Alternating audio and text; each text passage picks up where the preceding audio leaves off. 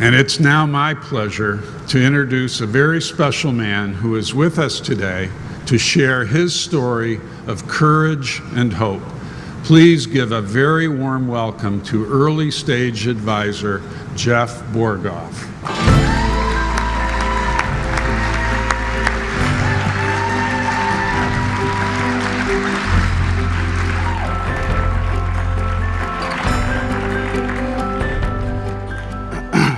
Good morning, and thank you for this opportunity to speak with you today. I was diagnosed with younger onset Alzheimer's disease in March of 2016 at the age of 51.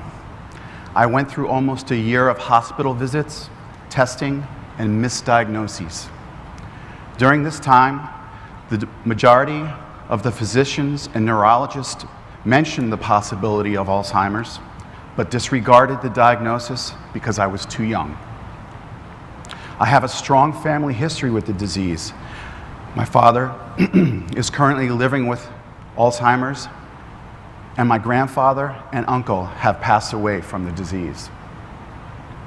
As my symptoms continued to interfere with my daily life, my wife and I, Kim, grew more frustrated.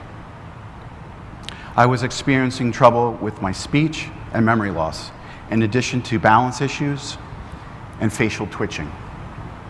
At one point, after sharing these concerns with yet another specialist and desperate for answers, I was told to follow up with an additional round of neuropsychological testing and read a book about meditation. This was not what we wanted to hear. Needless to say, we were at wit's end. My wife, who never quits on anything, contacted a medical center in New York where I was eventually diagnosed with Alzheimer's disease. I am very grateful to Dr. Karen Bell and her staff for the time and care they provided me and Kim during this difficult time.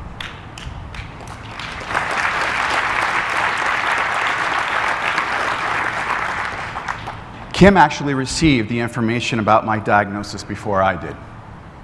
She called me from work and arranged to pick me up so that we could talk privately away from our kids and my parents who now live with us. We sat on the park bench and she told me, "You have Alzheimer's." We embraced each other and we wept. Sharing my diagnosis with my 3 children was extremely difficult. My youngest daughter, 18, was very vocal and angry. My middle daughter, 20, cried and said, "You're going to forget me." This was devastating to hear. My eldest son, 22, tried his very best to deny I was ill. He finally accepted it a few days later and then cried in my arms like a babe. Kim and I have been doing our own research around the cause of my symptoms, and we already knew what the diagnosis meant. We made an appointment with Dr. Bell to discuss the next steps. We wanted to know what my prognosis was and how long did I have to live. I wanted to know what to do next and how I could be proactive in the planning for my future. For our future.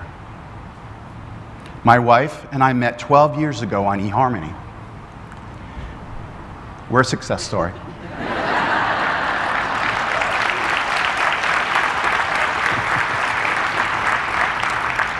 We've worked hard over the years to make our blended family a successful one.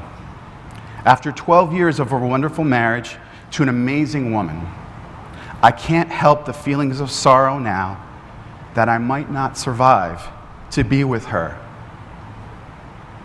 into our golden years and leave her a widow at such a young age. I'm overcome with sorrow, thinking that I may never walk with my daughters down the aisle, or that I may never play with my grandchildren. I hate thinking of these things, but they are very likely my reality. I must acknowledge that my faith has been supremely important for our family's ability to sustain us through these feelings, to accept the diagnosis, and to live to find joy daily. A few days passed as I was digesting my situation. I've never been one to sit idle. I said to my wife, I want to do something about this. I don't want to sit back and not do anything. I immediately reached out to the Delaware Valley chapter and said, what can I do? With the support of the chapter, I began working on a fundraiser event called Walk to Remember. Along with the Delaware Valley and Greater New Jersey chapters, I participated in several walks in 2016 and raised close to $5,500. So many of my friends, family, and community members came out alongside of me to rally with me. The feelings of love and support were overwhelming. The Alzheimer's Association gives me great hope that together we can defeat this disease. Your work to advance research, raise awareness, and support individuals and families affected by this disease is making a difference for others like me. The direct support that you provide through education programs, support groups, and social engagements is critical to our well-being. When a person is diagnosed with Alzheimer's, especially someone like me, in the prime of their life, your world can come crashing down all around you. And in many cases, it is difficult not to withdraw and become isolated from the world around you. Yet, during my times of greatest need, you helped me feel less isolated and alone. You gave me purpose and helped me realize I can still live a meaningful and quality life. Because of you, I did not give up. When I say you, I'm not referring to the association as a whole. I'm speaking to each of you who gets up every day with a singular vision: a world without Alzheimer's disease. It's been said that many great things are done by a series of small things brought together. This has never been more evident than in the role each one of you plays to make great things happen at the Alzheimer's Association.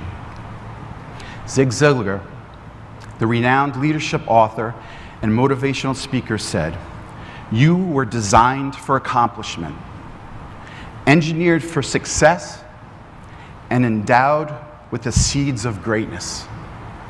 You will make a difference, and you have to decide what difference you want to make."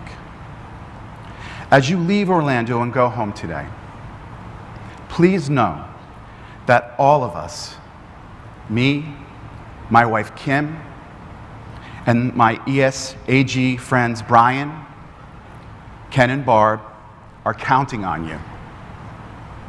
My children are counting on you. Everyone living with this disease is counting on you.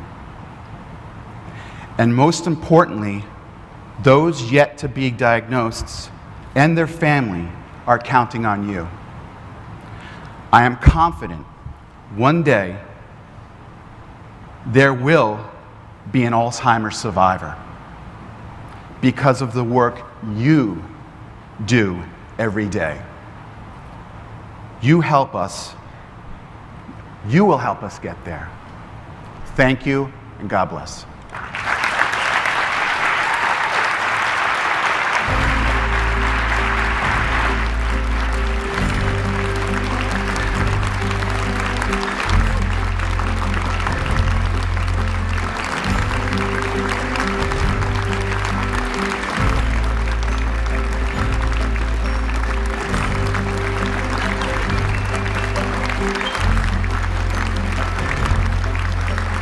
Ladies and gentlemen, please welcome Alzheimer's Association President and CEO, Harry Johns.